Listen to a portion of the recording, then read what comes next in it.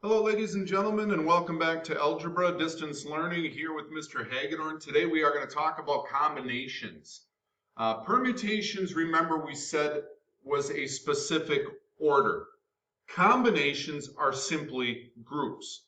So for permutations, 1, 2, 3, 1, 3, 2, 2, 3, 1, 3, 1, 2, all of those are different permutations, but they're the same combination. Because the same three numbers are being used in different ways, different orders, doesn't change the combination. How do we find combinations? We use the formula that you see on your screen right now. So very close related to permutations, we have N and we have R. N are the number of objects in your group, and R are the number of objects you're taking from that group. And again, if you look, it's very similar to the permutations where it was N factorial over N minus R factorial. But now notice the denominator adds the extra r factorial. What that does for us is it takes into account that we are not dealing with the order, just the groups. So let's take a look at a couple of examples and take a look at your calculators and how you would be able to do this. It says a restaurant offers a build your own omelet. You want to make an omelet that has exactly 2 vegetarian items and 1 meat ingredient. How many different types of omelets can you order? Well, in this case, we have to figure out what we're dealing with. So the first one, the vegetarian part that we're dealing with, it says we want exactly 2. So how many do we have? Overall, we have 6 vegetarian choices. So for that, we would have 6C2. And I'll show you quickly or shortly here how to do that. The meat ingredients said we only want 1 meat ingredient, and here we have the choice of 4. So in this case, for the meat, it would be 4C1. So if we take a look at our calculators here for a second,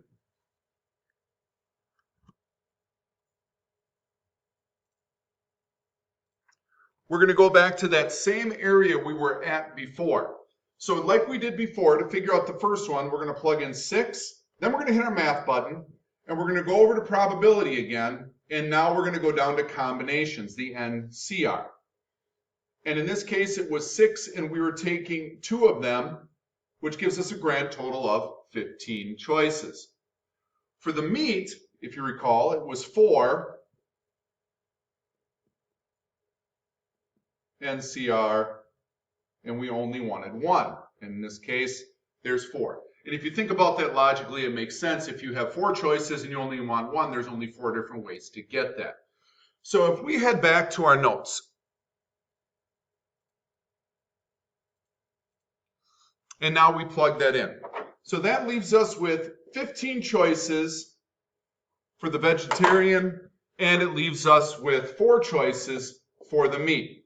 So now if we think back to what we did with the fundamental counting principle, that would be 15 times 4, which would leave us with 60 omelets that we could create. The next example that I have for you here, ladies and gentlemen, is dealing with a basketball team. It says the JV boys basketball team has 10 players on it. How many different lineups could the coach have put on the floor at any given time? Now again, even though it says lineup, the choices here are not orders, they're just groups. So we're going to look at combinations here. For those of you who don't know, there are 5 players on the basketball court at any given time. So in this case, we'd be looking at the following. It would be 10 NCR 5. I'm not going to go back to the calculator here and figure this out, but I will tell you that this would give you 252 lineups that you could have on the court at any given time.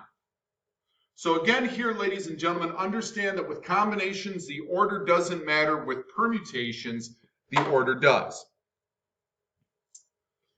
So now the other question that comes up is, how do I know when I need to multiply or when I need to add my combinations? Because there are 2 unique situations here that we can deal with. The easiest way I can tell you, and I'll even write this up here for you, is this. When you look at your conjunctions that you have, if you see the conjunction and, we're going to multiply. If you see the conjunction or, that means we are going to add. Okay? So the examples that I have here, I've got one of each for you, and we'll take a look at them here together.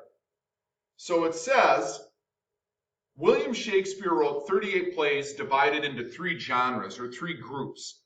38 of the plays, or of the 38 plays, 18 are comedies, 10 are histories, and 10 are tragedies. So the first question that I'm going to ask is, how many different sets of exactly 2 comedies and 1 tragedy can there be? In this case, the key word is right here, and. So when you ask the question, which one are we going to do, multiply or add? In this case, we are going to multiply together our choices. So if we take a look at it, we've got our 2 parts. So we have 2 comedies and we have 1 tragedy. In this case, if you look back up, we have 18 tragedies or comedies to choose from. So in this case, we start out by going 18C2.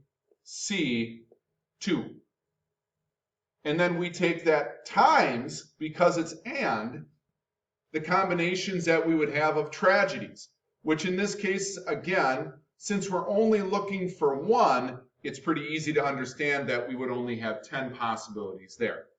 So the first one, 18C2, or how many combinations or how many groups of 2 objects can I take out of the 18? That ends up being 153 different combinations.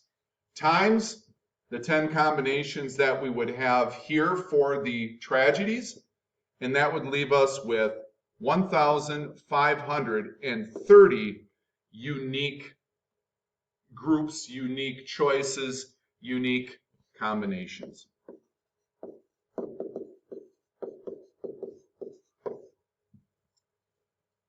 Now the next one might not be as clear, but it's still going to be there, and we can understand it if we read it for content, okay?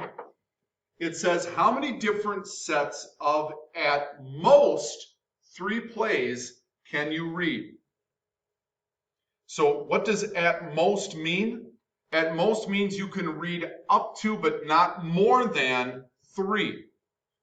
So that means at most would give us the choices of 3, 2, 1, or 0.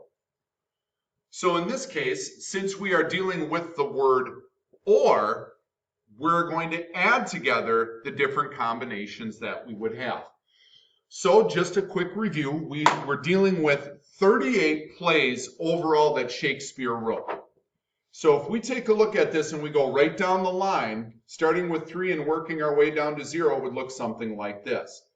It would be 38C3 plus, because of the or, 38C2 plus 38C1 plus 38C0.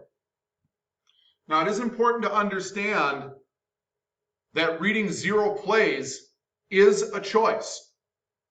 It is a way, there is a way for us to do that. Well, how many different ways could you read 0 plays? The answer, 1.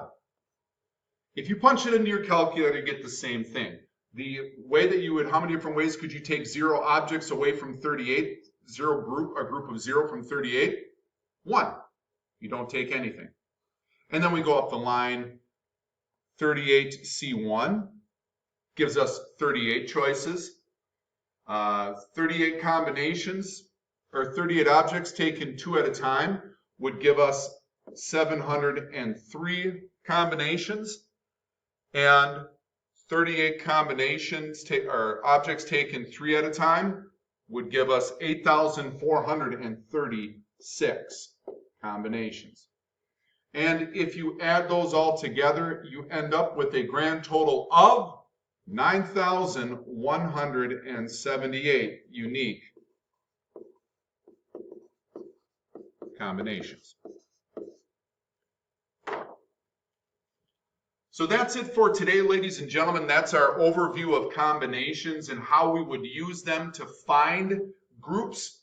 We will also be using permutations and combinations as we continue into our unit here on probability, dealing with these are the choices that we have overall versus the choices we have for successes. Again, ladies and gentlemen, I hope and pray everything is going well for you. I hope and pray you're all doing well and staying safe. Look forward to talking to you in class. Again, any questions you may have on that, please make sure you're ready to ask them next time we have class together in our Zoom meeting. Lord's blessings on your day, ladies and gentlemen. We'll see you later.